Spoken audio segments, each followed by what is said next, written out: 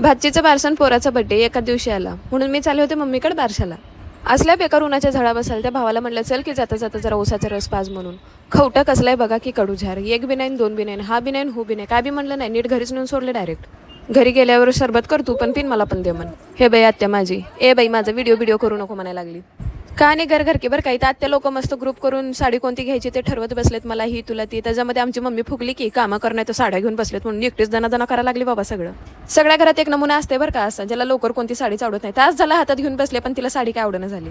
उगच लवकर आले बाबा इथं, आता हे कामं बी करावं लागते उगच. इथं आचारी बिचारी असला काय प्रकार नसतात. घरात ढेकभर बायका आहेत म्हणून बायकाला सगळं कामं बिमा करावं लागते. तेवढ्या मोठ्या लोकांचा स्वयंपाक करायचा, कुठे तर कोपरा बघून बसावा.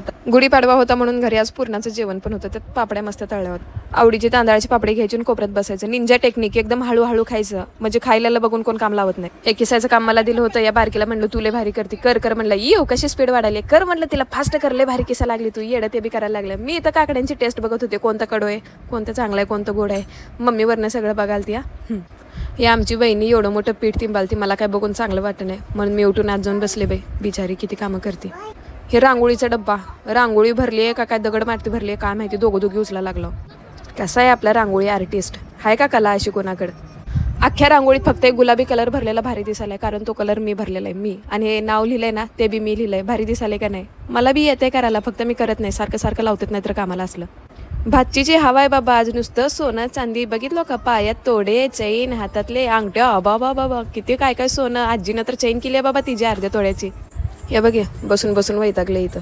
या आत्याबाईला काय साडी आवडली नव्हती, इथं येऊन हिला सांगाली बघ मला कसली साडी दिली आहे तुझ्या सासूनं, बघ कसली भारी साडी घातली आणि मला म्हणजे तसली दिली आहे. मला दुसरी साडी पाहिजे, जायच्या अगोदर मला नवीन साडी घेऊन दे. बिचारी आपली बहिणी बी हा करत बसली. सगळे प्लॅनिंग करून थांबले होते बरं का, कोण पाठीमध्ये हाणणार मला म्हणून. नाव ठेवायला खाली वाकले, नाव ठेवले, गपागप हाणलेत नुसतं पाठीमध्ये. ह्यांचे तोंड बघून घेते म्हणजे ह्यांना नंतर बघते मी.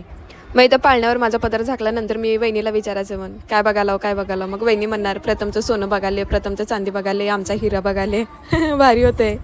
बड्डे पण केला ह्याचा इथं. कसं बारशाला लई लोक आले होते. आता अचानक बड्डे केलाय म्हणल्यावर काय गिफ्ट बिफ्ट आणलं नव्हतं म्हणून सगळे पैसे द्यायला लागले होते. कोण 100 दे, कोण 200 दे. लय कमाई झाली ह्याची. आता कमाई ह्याची झाली पण आता त्या पैशामध्ये मला लई भारी साडी येते असं वाटायला लागले. भावानं पहिल्यांदा काय तर चांगलं काम केलंय. पप्पाचं नाव किशोर होतं म्हणून हिनं पोरीचं नाव किशोरी ठेवलं.